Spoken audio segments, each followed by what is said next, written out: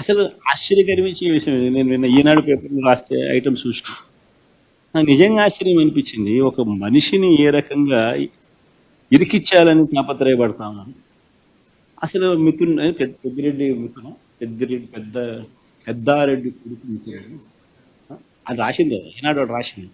పెద్దారెడ్డి కొడుకు మిథున, పెద్దారెడ్డి కొడుకు మిథున అని చెప్పి రాసింది. సరే, మిథున్కి ఏం సంబంధం?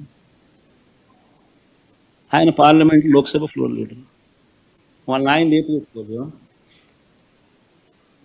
వాళ్ళ నాయన ఏ పోర్ట్ఫోలియో? మన ఆయనకి ఇక్కడికి ఏం సంబంధం? ఇష్టం వచ్చినట్టుగా ఇరికేయడం. అడగడం, ఇంకోటి కసిరెడ్డి రాజా, ఎవరో పేరు చెప్పారు. ఆయన రాసి ఎవడైనా ఆయనకు ఏం సంబంధం? మద్యానికి ఏం సంబంధం? అంటే ఎవడో ఒక ఆశీస్ ఉండదు, పట్టుకోవడం రావడం, ఆశీస్ ఇరికించడం, తీసుకోవడం, పెట్టడం, ఆశీస్ పేరు ఇంకోటి ఎవరితో చెప్పించడం, ఆశీస్ పేరుతో ఇంకొకరు రామచంద్రాడి పేరు, వెంకటరాముడి పేరు, సురేష్ పేరు చెప్పించడం. ఎన్ని కేసుల్లో నిలబడతాయి ఎన్ని? అసలు ఎవడైనా కానీ డబ్బు ఎందుకు ఇస్తాడు? ఫస్ట్ ఫండమెంటల్ క్వశ్చన్ ఆలోచన చేయాల్సింది. అందరూ ఆలోచన చేయండి, డబ్బు ఎవడైనా ఎందుకు ఇస్తాడు?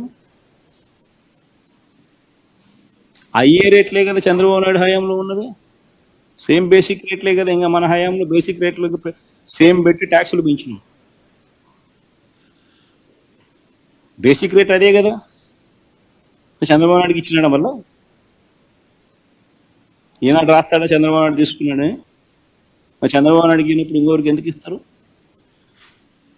ఇంకా మన హయాంలో వాల్యూమ్స్ తగ్గినాయి, రేట్లు షాక్ కొట్టే విధంగా ట్యాక్సులు పెంచినాయి.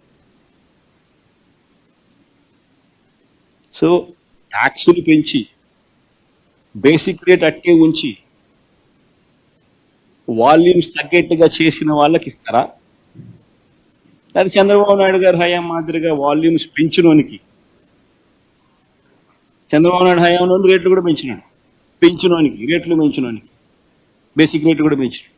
చంద్రబాబు నాయుడుకి ఇస్తారు, వాళ్ళకి ఇస్తారా?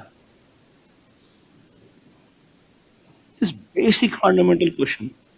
2,73,000 కోట్లు బటన్ నొక్కి లంచాలు లేకుండా, వివక్ష లేకుండా డిస్పర్స్ చేసిన ప్రభుత్వం వైఎస్ఆర్సీపీ. అంత గొప్పగా మా ప్రభుత్వం గురించి చెప్తాం. చంద్రబాబు నాయుడు ఎందుకు చేయలేకపోతా ఉన్నాడు? ఎందుకు బటన్ నొక్కలేకపోతా ఉన్నాడు? ఎందుకంటే బటన్ నొక్కితే